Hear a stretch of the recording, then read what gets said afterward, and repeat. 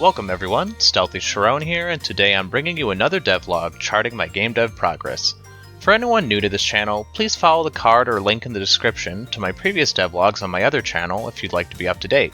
For everyone else, I have a lot of things I'd like to talk about, but truthfully, it's only been within the last month or so that I've been doing much with game dev, at least from a solo perspective.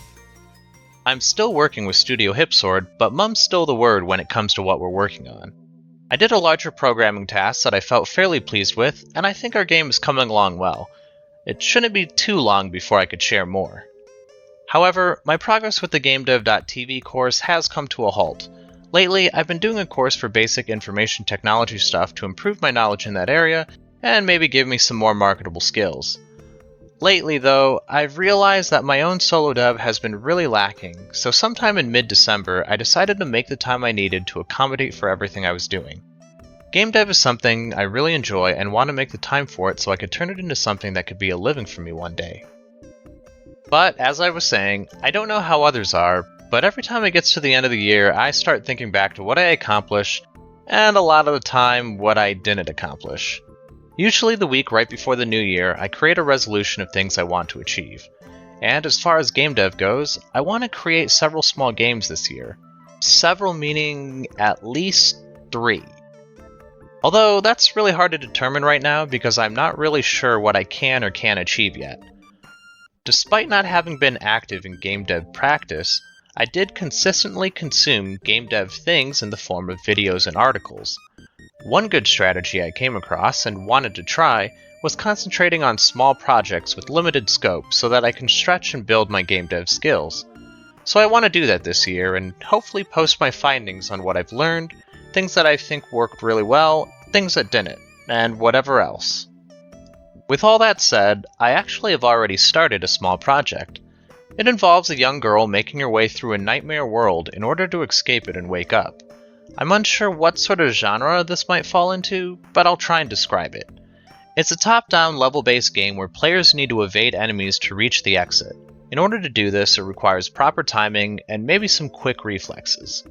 The inspiration for the gameplay actually came from a section in Ocarina of Time where Link has to sneak past the guards to get to Zelda. And I suppose there's a bit of Pac-Man in there as well, especially since my first initial levels have the player evading ghosts.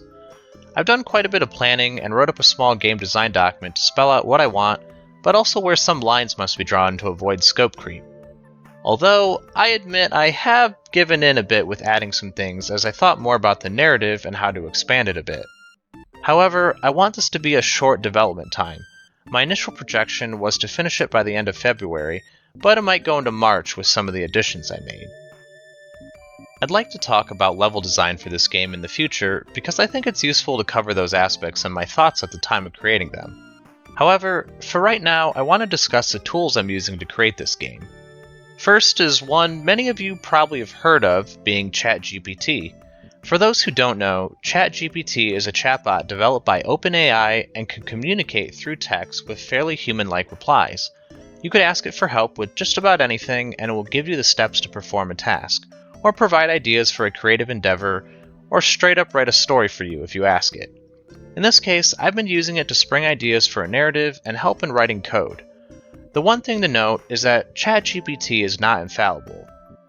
It does make mistakes and doesn't always give you great recommendations. What it has done is give me a foundation for code and made things easier to find answers over sifting through stuff in a Google search. Narratively, it's been great for brainstorming and building ideas from the replies given.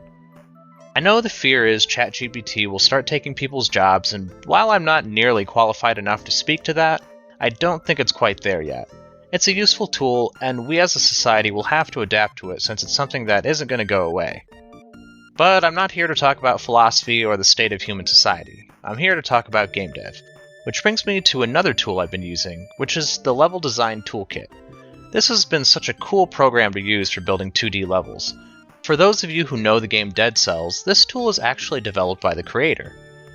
The UI and UX design is really sleek and fairly easy to use. I can't say that I know or use all of its functionality, but it's been great for creating levels and then importing them into Unity. Unity does have built-in support for tile map and tile sets, however, it feels a bit cumbersome to use. whereas LDtk has been really easy and allows for a relatively painless iterative process. As I learn more, I hope to talk about this tool again in the future, and maybe even create a tutorial or two since I realize there doesn't seem to be too many videos talking about how to use it. Anyway, that's where I've been recently with gamedev. I'm looking forward to a productive year with several more games under my belt. Let me know if you're following a similar journey or whatever it is you guys might be working on, gamedev or otherwise. If this helped you in some small way, then please consider leaving a like, comment, subscribe, or whatever it is you feel like doing. Thanks for watching and have a nice day.